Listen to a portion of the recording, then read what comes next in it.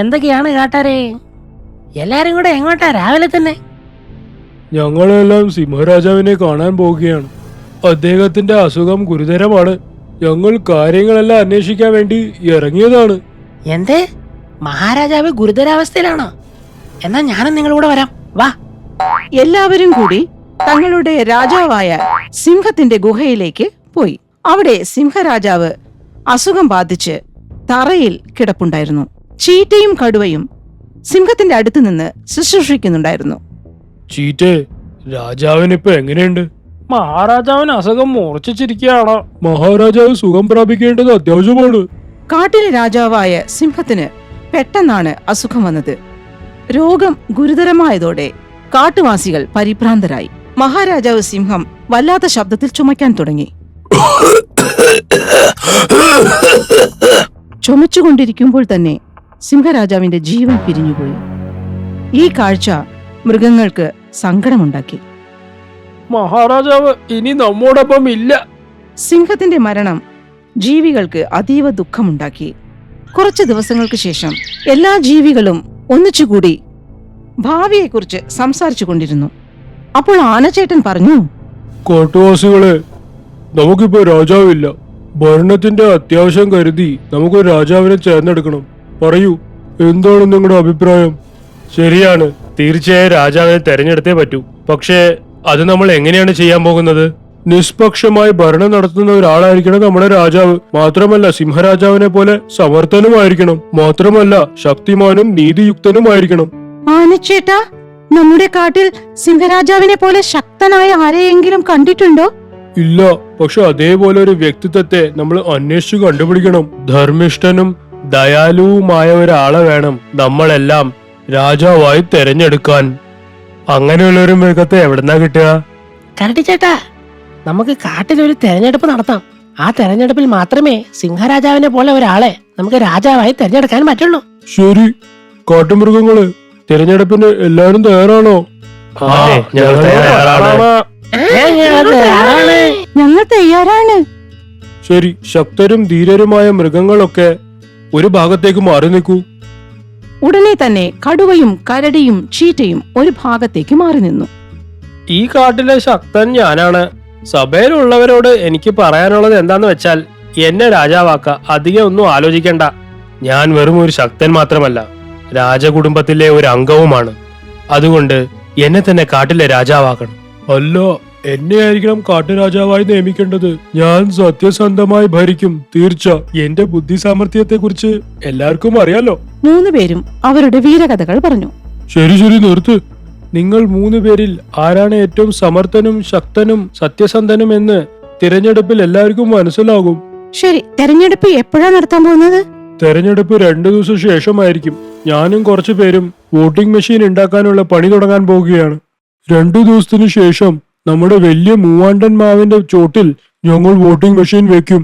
എല്ലാവരും അവിടെ പോണം. അവരവർക്ക് ഇഷ്ടമുള്ള സ്ഥാനാർത്ഥിയുടെ ചിഹ്നം നോക്കി വോട്ട് രേഖപ്പെടുത്തണം. ഏറ്റവും അധികം വോട്ട് ആർക്കാണോ കിട്ടുന്നത് അവരായിരിക്കും നമ്മുടെ കാട്ടിലെ പുതിയ രാജാവ്. ആനച്ചേട്ടൻ ഈ കാര്യം പറഞ്ഞുകൊണ്ടിരിക്കുമ്പോൾ ചീറ്റയുടെ മനസ്സിൽ മറ്റൊരു കാര്യം ഓടിക്കൊണ്ടിരിക്കുകയായിരുന്നു. ഞാൻ ഒരു പ്രാവശ്യം രാജാവായി കഴിഞ്ഞാൽ പിന്നെ കണ്ടോ, ഇവന്മാരെ ഞാനൊരു പാഠം പഠിപ്പിക്കും. ഞാനാണ് ഈ കാട്ടിലെ രാജാവിന് അർഹൻ. ഒരു പ്രാവശ്യം ഞാൻ കാട്ടിലെ രാജാവായി കഴിഞ്ഞാൽ പിന്നെ നോക്കിക്കോ, എല്ലാവരെയും അടിമകളാക്കി അവരെ പണിയെടുപ്പിക്കും. ചീറ്റയുടെയും കടുവയുടെയും ദുഷ്ടചിന്തകളായിരുന്നു. രാജാവായി കഴിഞ്ഞാൽ മൃഗങ്ങളെ അടിമകളാക്കണമെന്നാണ് അവർ ചിന്തിക്കുന്നത്. ആനച്ചേട്ടൻ വൈകുന്നേരമായപ്പോഴേക്കും കൂട്ടുകാരോടൊപ്പം ചേർന്ന് ഒരു വോട്ടിംഗ് മെഷീൻ തയ്യാറാക്കാനുള്ള തയ്യാറെടുപ്പ് തുടങ്ങി. ചീറ്റ സ്വന്തമായി ഒരു വോട്ടിംഗ് മെഷീൻ ഉണ്ടാക്കി തന്റെ മണ്ഡലത്തിൽ സ്ഥാപിച്ചു.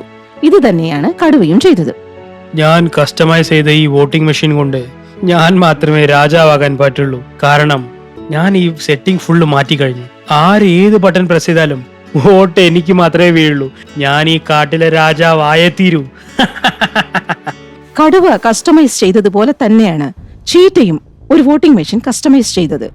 കടുവ എങ്ങനെയാണോ വോട്ട് സെറ്റ് ചെയ്തത് അതുപോലെ തന്നെയാണ് ചീറ്റയും തന്റെ മെഷീനിൽ വോട്ട് സെറ്റ് ചെയ്തത്. ബട്ടൺ ഏത് പ്രസ് ചെയ്താലും വോട്ട് ചീറ്റയ്ക്കാണ്. പറയാറില്ലേ, പ്രണയത്തിലും യുദ്ധത്തിലും എല്ലാം നീതിയുക്തമാണെന്ന്. ഈ തെരഞ്ഞെടുപ്പിൽ ഞാൻ കൃത്രിമം കാണിച്ചില്ലെങ്കിൽ ഞാൻ ഒരിക്കലും ജയിക്കില്ല. കാട്ടിലെ രാജാവ് ഈ ചീറ്റയായില്ലെങ്കിൽ വേറെ ആരാകും? പിറ്റേ ദിവസം രാത്രി സമയം ആനച്ചേട്ടൻ താൻ ഉണ്ടാക്കിയ വോട്ടിംഗ് മെഷീൻ എടുത്ത് മൂവാണ്ടൻ മാവിന്റെ ചോട്ടിലെത്തി. ആ മെഷീനിൽ 3 മൃഗങ്ങളുടെയും ഫോട്ടോ ഉണ്ടായിരുന്നു. ആനച്ചേട്ടൻ അത് അവിടെ വെച്ച് അവിടെ നിന്നും സ്ഥലം വിട്ടു. പാതിരാത്രിയായി. ആ സമയത്ത് ചീറ്റ താൻ ഉണ്ടാക്കിയ വോട്ടിംഗ് മെഷീനുമായി അവിടെ എത്തി. അവൻ അവിടെ മരച്ചുവട്ടിൽ ആന വെച്ചിരിക്കുന്ന വോട്ടിംഗ് മെഷീൻ കണ്ടു. അത് ശരി, അപ്പൊ ഇതാണ് ആനയുടെ വോട്ടിംഗ് മെഷീൻ അല്ലേ? ശരി, ഞാൻ ഈ വോട്ടിംഗ് മെഷീൻ മാറ്റി ഞാൻ ഉണ്ടാക്കിയ സ്പെഷ്യൽ വോട്ടിംഗ് മെഷീൻ ഇവിടെ സ്ഥാപിക്കും. നാളെ ആര് വന്ന് ഏത് ബട്ടൺ പ്രസ് ചെയ്താലും വോട്ടെല്ലാം ഈ ചീറ്റയ്ക്കാ പോവുക. ഞാനാണ് ഈ കാട്ടിലെ രാജാവാകാൻ പോകുന്നത്. ആനയുടെ വോട്ടിംഗ് മെഷീൻ അവിടെ നിന്നും മാറ്റി സ്വയം നിർമ്മിച്ച വോട്ടിംഗ് മെഷീൻ അവിടെ സ്ഥാപിച്ച് ചീറ്റ സ്ഥലം വിട്ടു. കുറച്ചു സമയം കഴിഞ്ഞപ്പോൾ കടുവ തന്റെ മെഷീനുമായി അവിടെ എത്തി. ചീറ്റ മാറ്റിവെച്ചിരുന്ന അതിന്റെ വോട്ടിംഗ് മെഷീൻ എടുത്തു മാറ്റി താൻ ഉണ്ടാക്കിയ വോട്ടിംഗ് മെഷീൻ അവിടെ വെച്ച് കടുവ അവിടെ നിന്ന് സ്ഥലം വിട്ടു. പിറ്റേ ദിവസം തിരഞ്ഞെടുപ്പ് തുടങ്ങി. കാട്ടിലെ സകല മൃഗങ്ങളും അവിടെ എത്തി ക്യൂ നിന്ന് തങ്ങൾക്ക് ഇഷ്ടപ്പെട്ട മൃഗങ്ങൾക്ക് വോട്ട് ചെയ്തു. ഇത് കണ്ടുകൊണ്ടിരുന്ന ചീറ്റയും കടുവയും രഹസ്യമായി ചിരിച്ചുകൊണ്ടിരിക്കുകയായിരുന്നു. കാട്ടുവാസികളെ, ആർക്ക് വേണമെങ്കിലും വോട്ട് ചെയ്തോളൂ, പക്ഷെ വോട്ട് കിട്ടാൻ പോകുന്നത് എനിക്കാണ്. ചീറ്റ മോനെ, രാജാവാകാൻ തയ്യാറായിക്കോളൂ, വേഗം വേഗം. ചീറ്റയും കടുവയും കൃത്രിമത്വം കാണിച്ചതിനാൽ രാജാവാകുമെന്ന ഉറപ്പിൽ സ്വപ്നം കണ്ടുകൊണ്ടിരിക്കുകയായിരുന്നു. പക്ഷേ കരടിയോ സത്യസന്ധമായി തിരഞ്ഞെടുപ്പിനെ നോക്കിക്കൊണ്ടിരുന്നു. സന്ധ്യയാകുന്നതിന് മുമ്പ് തന്നെ കാട്ടിലെ മൃഗങ്ങളൊക്കെ വോട്ട് ചെയ്ത് കഴിഞ്ഞിരുന്നു. കാട്ടുവാസികളെ, എല്ലാവരും നിങ്ങൾക്ക് ഇഷ്ടമുള്ള ആളുകൾക്ക് വോട്ട് ഇട്ട് കഴിഞ്ഞു. നാളെ രാവിലെ ഞാൻ തിരഞ്ഞെടുപ്പിന്റെ ഫലം അറിയിക്കുന്നതായിരിക്കും. ആർക്കാണോ ഈ കാട്ടിൽ ഏറ്റവും അധികം വോട്ട് കിട്ടുന്നത് അവരായിരിക്കും ഈ കാട്ടിലെ രാജാവ്. എല്ലാവരും നിങ്ങളുടെ വീട്ടിലേക്ക് പോയിക്കോളൂ. മൃഗങ്ങളൊക്കെ തിരഞ്ഞെടുപ്പ് കഴിഞ്ഞ് വീടുകളിലേക്ക് പോയി. ആനച്ചേട്ടൻ വോട്ടിംഗ് മെഷീനുമായി അവിടെ നിന്നും സ്ഥലം വിട്ടു. പിറ്റേ ദിവസം അതിരാവിലെ തന്നെ എല്ലാ മൃഗങ്ങളും ഒരു സ്ഥലത്ത് ഒത്തുകൂടി. ആനച്ചേട്ടൻ വോട്ടിംഗ് മെഷീനിലെ വോട്ടുകൾ എണ്ണാൻ തുടങ്ങി. വോട്ടുകൾ എണ്ണിക്കഴിഞ്ഞ ശേഷം ആനച്ചേട്ടൻ അറിയിച്ചു, കാട്ടുവാസികളെ, തിരഞ്ഞെടുപ്പിന്റെ ഫലം ഞാനിപ്പോ അറിയിക്കാൻ പോവുകയാണ്. ഏറ്റവും കൂടുതൽ വോട്ട് നേടിയത് നമ്മുടെ കരടിച്ചേട്ടനാണ്. അതുകൊണ്ട് ഇന്നു മുതൽ നമ്മുടെ പുതിയ രാജാവ് കരടിച്ചേട്ടനാണ്. ഇത് കേട്ട കാട്ടുമൃഗങ്ങൾ സന്തുഷ്ടരായി. നിരാശാജനകരായ ചീറ്റയും കടുവയും ദേഷ്യത്തോടെ നിന്നു. കരടി തെരഞ്ഞെടുക്കപ്പെട്ടിരിക്കുന്നു, ഇതെങ്ങനെ സംഭവിക്കും? എന്തുപറ്റി? എന്താ ചീറ്റേ? കരടിക്ക് എങ്ങനെ വിജയിക്കാൻ പറ്റും? ഏറ്റവും കൂടുതൽ വോട്ട് കിട്ടുന്നത് എനിക്കാണ്. ഇതിലെന്തോ പെശക് പറ്റിയിട്ടുണ്ട്, സത്യം. എടോ ചീറ്റേ, കരടിച്ചേട്ടൻ തന്നെയാണ് ഇലക്ഷൻ വിജയിച്ചിരിക്കുന്നത്. ഏറ്റവും കൂടുതൽ വോട്ടും കരടിച്ചേട്ടനാണ് കിട്ടിയിരിക്കുന്നത്. ഹൈ, ഇതെങ്ങനെ സാധിക്കും? ഇത് ഒരിക്കലും നടക്കാൻ പാടില്ലാത്തതാണ്. ശരിയാണ്, ഏറ്റവും അധികം വോട്ട് എനിക്കാണ് കിട്ടേണ്ടത്. ഞാൻ ആ രാത്രി തന്നെ വോട്ടിംഗ് മെഷീൻ മാറ്റി ഞാൻ ഉണ്ടാക്കിയ കസ്റ്റം വോട്ടിംഗ് മെഷീനാണ് ഞാൻ അവിടെ വെച്ചത്. കസ്റ്റം മെഷീനോ? നീ എന്തൊക്കെയാ പറയുന്നു? ഞാൻ പറയട്ടെ, ആ മെഷീനിൽ ഞാനൊരു സൂത്രം ഒപ്പിച്ച് വെച്ചിട്ടുണ്ടായിരുന്നു. ആര് ഏത് ബട്ടൺ പ്രസ് ചെയ്താലും വോട്ട് എനിക്കേ വീഴുള്ളൂ. അതുകൊണ്ട് ഏറ്റവും അധികം വോട്ട് എനിക്ക് തന്നെയാണ് കിട്ടേണ്ടത്. എടാ ചീട്ടർ, വോട്ടിംഗ് മെഷീൻ മാറ്റിയത് നീയല്ല, ഞാനാണ്. ആന കൊണ്ടുവച്ച ശേഷം ഞാനാണ് രാത്രി വന്ന് ആ വോട്ടിംഗ് മെഷീൻ മാറ്റി എന്റെ വോട്ടിംഗ് മെഷീൻ അവിടെ ഇട്ടത്. ഞാൻ കുറെ കഷ്ടപ്പെട്ടിട്ടാണ് ആ വോട്ടിംഗ് മെഷീൻ കസ്റ്റമൈസ് ചെയ്ത് വോട്ടെല്ലാം എനിക്ക് വരുന്നത് പോലെ ചെയ്തത്. ഞാനാണ് വിജയിക്കേണ്ടത്. ചീറ്റയുടെയും കടുവയുടെയും വാക്കുകൾ കേട്ടുകൊണ്ടിരുന്ന കാട്ടുമൃഗങ്ങൾ ഞെട്ടിപ്പോയി. അത് ശരി, അപ്പൊ നിങ്ങൾ രണ്ടുപേരും കൃത്രിമം കാണിച്ചു അല്ലേ? പറ. ഇത് ചീറ്റിംഗ് അല്ല, ഇതിനാണ് സ്ട്രാറ്റജി എന്ന് പറയുന്നത്. അയ്യോ, ഞാൻ എല്ലാവരുടെ മുമ്പിൽ വെച്ച് എന്താ പറഞ്ഞത്? ഞാനിപ്പോ എന്തൊക്കെയാ പറഞ്ഞത്? ചീറ്റയും കടുവയും വോട്ടിംഗ് മെഷീനിൽ കൃത്രിമത്വം കാണിച്ചു. ഇത് തിരഞ്ഞെടുപ്പ് നിയമങ്ങൾക്ക് എതിരാണ്. അവർ ശരിക്കും തിരഞ്ഞെടുപ്പ് അട്ടിമറി ചെയ്തു. കടുവേ, ചീറ്റേ, കാട്ടിലെ രാജാവ് ധർമ്മിഷ്ഠനും സത്യസന്ധനും ആയിരിക്കണം.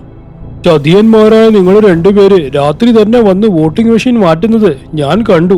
അപ്പൊ തന്നെ നിങ്ങളുടെ ഉദ്ദേശം എന്താണെന്ന് എനിക്ക് മനസ്സിലായി. നിങ്ങൾ പോയ ശേഷം നിങ്ങൾ കസ്റ്റം ചെയ്ത EVM മാറ്റി ഞാൻ ഉണ്ടാക്കിയ വോട്ടിംഗ് മെഷീൻ തിരിച്ചവിടെ വെച്ചു. മനസ്സിലായോ? ആ മെഷീൻ ഒറിജിനൽ മെഷീൻ ആയിരുന്നു.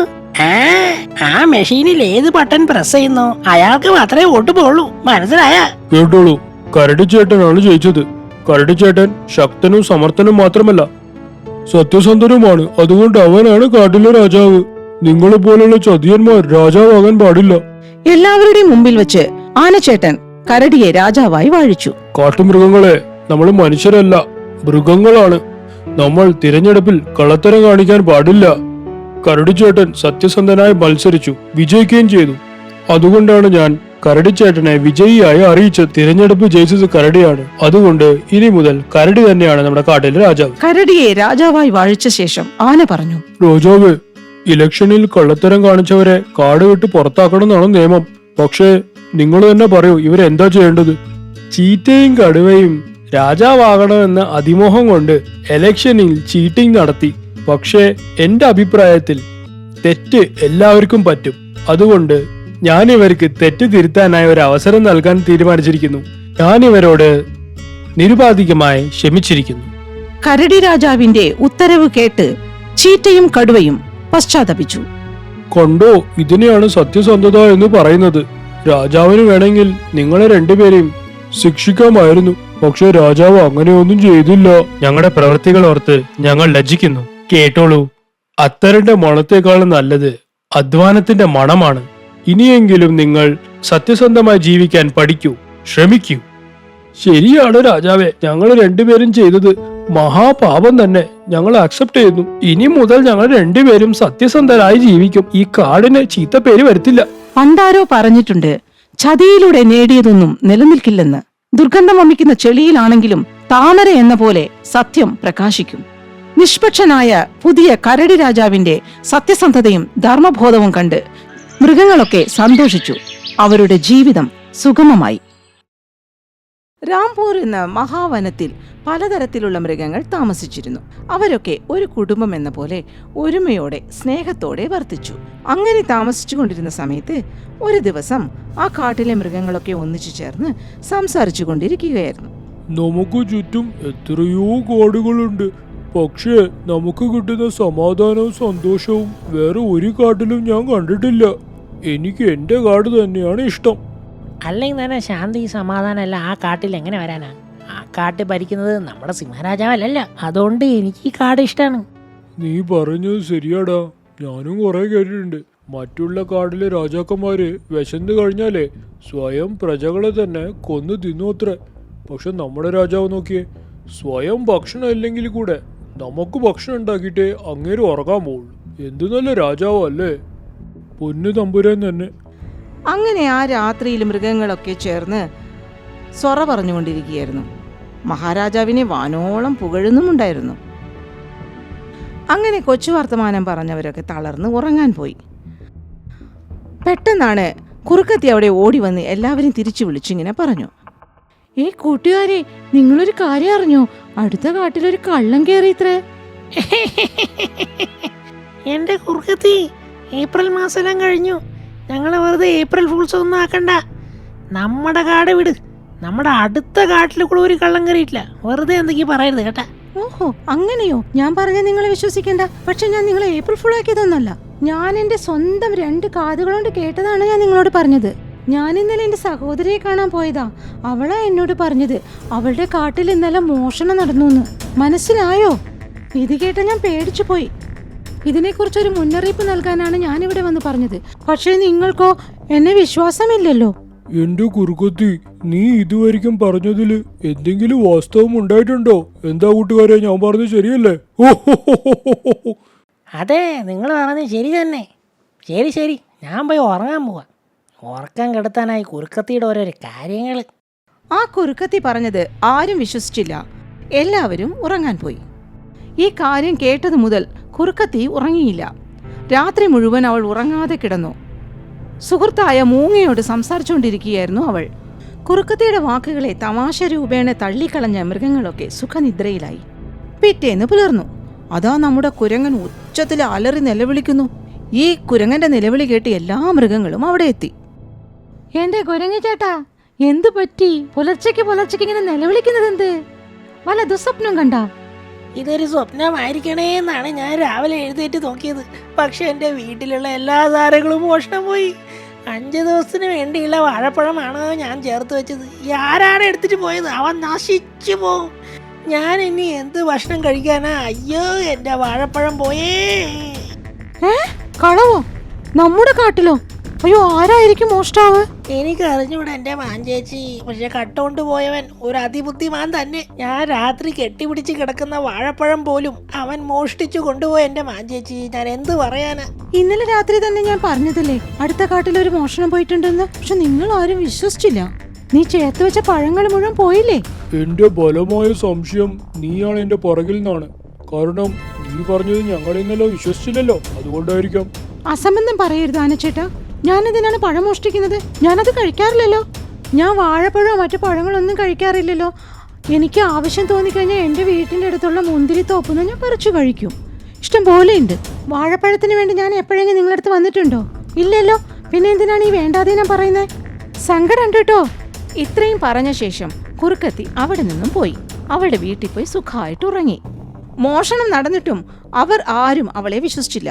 മാത്രമല്ല, അവളെ തന്നെ അവർ മോഷ്ടാവാണെന്ന് കരുതി. എല്ലാവരും കൂടി ചർച്ച ചെയ്ത് അവളെ തൊണ്ടി മുതലുമായി പിടിക്കാൻ തീരുമാനിച്ചു. കൂട്ടുകാരെ, നമ്മുടെ കാട്ടിൽ ഇന്നേ വരെ ഒരു മോഷണം പോലും നടന്നിട്ടില്ല.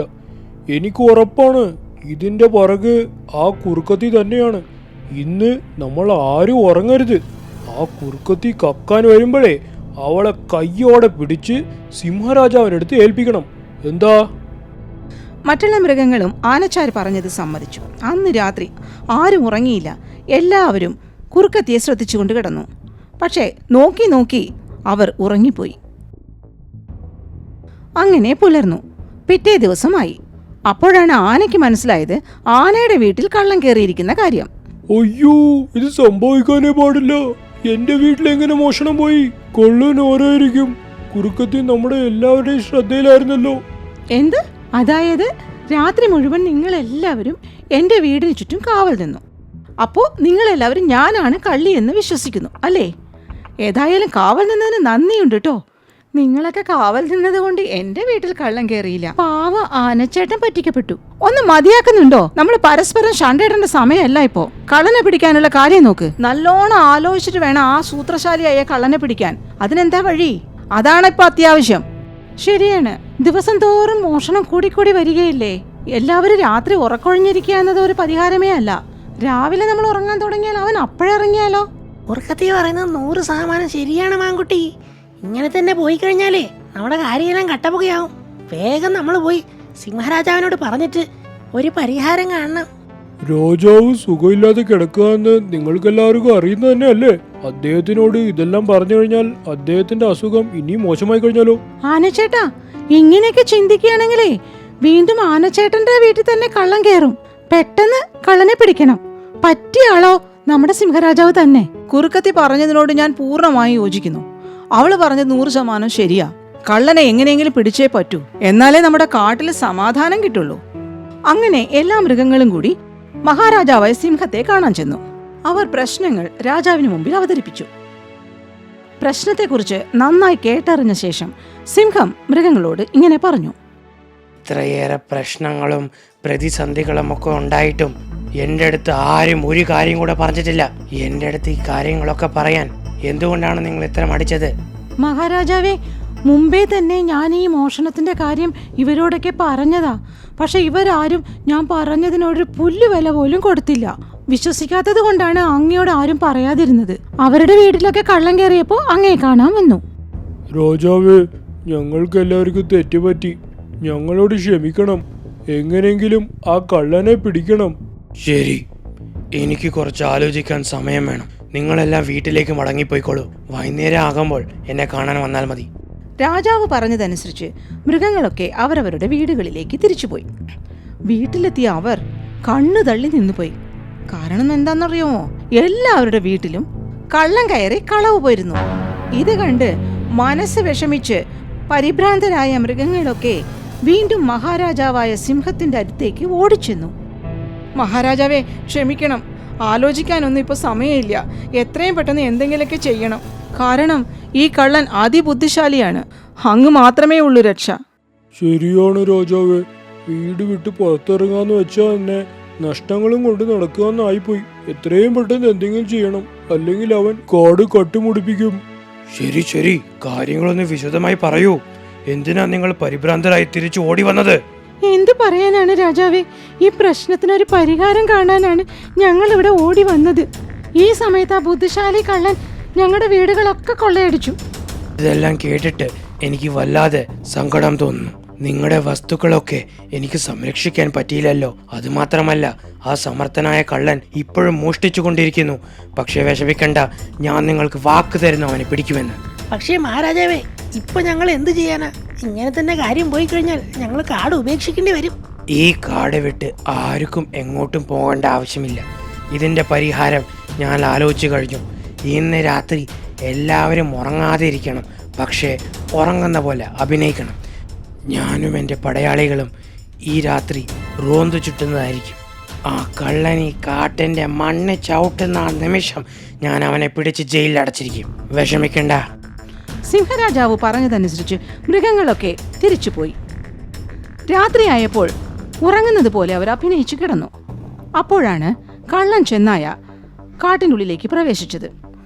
എല്ലാവരും ഉറങ്ങിയാണെന്ന് വിചാരിച്ച് ചെന്നായ പറഞ്ഞു, എത്ര പൊട്ടന്മാരായ കാട്ടിലെ ജീവികൾ! ഇന്ന് രാവിലെയാണ് ഇവരുടെ വീട് ഞാൻ മോഷ്ടിച്ചത്. ബോധമില്ലാത്തവന്മാര് പോത്തുപോലെ ഉറങ്ങുന്നത് കണ്ടില്ലേ? പക്ഷേ എനിക്ക് സൗകര്യമായി, ഞാൻ ഇവിടെ കക്കാനല്ലേ വന്നത്. എനിക്കിന്ന് കുശാലായ രാത്രി തന്നെ. ആ കള്ളൻ ചെന്നായ കക്കാനായി ആദ്യമായി കുരങ്ങന്റെ വീട്ടിലേക്കാണ് ചെന്നത്. കുരങ്ങന്റെ വീട്ടിൽ നിന്നും കുറച്ച് സാധനങ്ങൾ മോഷ്ടിച്ച ശേഷം ചെന്നായ മാനിന്റെ വീട്ടിനകത്തേക്ക് കടന്നു. അവിടെ നിന്നും കുറച്ച് സാധനങ്ങൾ കട്ടെടുത്തു. 2 വീടുകളിൽ നിന്നും മോഷ്ടിച്ച ശേഷം ചെന്നായ സ്വയം പറഞ്ഞു, നേരെ വെളുക്കാറായി, ഒരു വീട് കൂടെ മോഷ്ടിച്ചേക്കാം. ഈ മോയലുകുട്ടൻ്റെ വീട് എന്ത് ചെറുതാണ്, അതുകൊണ്ടാണ് ഇവൻ്റെ വീട് ഞാൻ മോഷ്ടിക്കാത്തത്. പക്ഷേ ഇന്ന് അവൻ്റെ വീട് ഞാൻ മോഷ്ടിച്ചിരിക്കും. മോയലുകുട്ട, നിന്റെ ക്യാരറ്റ് റാഡിഷൊക്കെ ഞാൻ ഇന്ന് അടിച്ച് മാറ്റിയിരിക്കും. മുയലൂട്ടനെ ചീത്തയും പറഞ്ഞ് ആ ഗുഹയുടെ ഉള്ളിലേക്ക് തന്റെ കൈയിട്ടു. മാളത്തിൽ കൈയിട്ട നിമിഷം തന്നെ മുയലൂട്ടനും കൂട്ടുകാരും ചേർന്ന് കള്ളൻ ചെന്നായുടെ കൈ പിടിച്ചു വെച്ചു. ഉടനെ തന്നെ കൈ പിൻവലിക്കാൻ നോക്കിയെങ്കിലും അവന് പറ്റിയില്ല. അപ്പോൾ ഒളിച്ചിരുന്ന സിംഹം ചെന്നായെ നേരിട്ട് ഇങ്ങനെ പറഞ്ഞു, അപ്പോ നീയായിരുന്നു ആ മഹാനായ കള്ളൻ. ഇത്ര ദിവസമായി നീ കാട് ഫുള്ള് മോഷ്ടിക്കാൻ തുടങ്ങിയിട്ട്. നീ എന്താ വിചാരിച്ചേ, നിന്നെ ആർക്കും പിടിക്കാൻ പറ്റില്ല എന്നാണോ? പല നാൾ കള്ളൻ ഒരു നാൾ പിടിക്കപ്പെടും, ഓർത്തോ? അയ്യോ, അല്ല അല്ല സിംഹരാജാവേ, ഞാൻ ആ കള്ളനല്ല. ഞാൻ ഇന്നാണ് ആദ്യം കക്കാനായി ഇറങ്ങിയത്. ഞാൻ നിങ്ങളുടെ കാട്ടിലെ ആളാണ്, എന്നെ സംശയിക്കരുത്. ഞാൻ പൊട്ടനാണെന്നാണോ നീ കരുതിയത്? എൻ്റെ കാട്ടിലെ ഒരു പ്രജയും മോഷ്ടിക്കില്ല. മാത്രമല്ല, ഞങ്ങളുടെ കാട്ടിൽ ഇന്നേ വരയ്ക്കും ഒരു കള്ളത്തരം നടന്നിട്ടില്ല. തൊട്ടടുത്ത കാട്ടിൽ നിന്ന് വന്ന് കക്കുന്നതാണെന്ന് എനിക്ക് നല്ലോണം അറിയാം. അതിന്റെ ശിക്ഷയും നിനക്ക് ലഭിക്കുന്നതായിരിക്കും. ഇവിടെ കട്ടതുകൊണ്ട് ഇവിടത്തെ ശിക്ഷയും, നിന്റെ കാട്ടിൽ കട്ടതുകൊണ്ട് അതിന്റെ ശിക്ഷയും എല്ലാം നീ അനുഭവിക്കേണ്ടി വരും. കൂട്ടുകാരെ, ഇവനെ ജയിലിലടയ്ക്കോ? രാജാവിന്റെ ആജ്ഞ അനുസരിച്ച് കള്ളൻ ചെന്നായ ജയിലിലായി. ശേഷം ചെന്നായുടെ കാട്ടിലെ സിംഹത്തെ വിളിച്ചു വരുത്തി. ബന്ധിതനായ കള്ളൻ ചെന്നായെ ആ സിംഹരാജാവിന്റെ കയ്യിൽ ഏൽപ്പിച്ചു. ആ രാജാവ് ആ കാടിന്റെ ചട്ടമനുസരിച്ച് അവന് കഠിന ശിക്ഷ നൽകി. ഞങ്ങളുടെ വീഡിയോസ് എല്ലാം നിങ്ങൾക്ക് ഇഷ്ടപ്പെട്ടെങ്കിലേ ഈ ചാനലിന് സബ്സ്ക്രൈബ് ചെയ്യാൻ മറക്കരുത് കേട്ടോ. വേറൊരു കാര്യം, വീഡിയോ ലൈക്കും ഷെയറും ചെയ്യണം. ചെയ്യില്ലേ?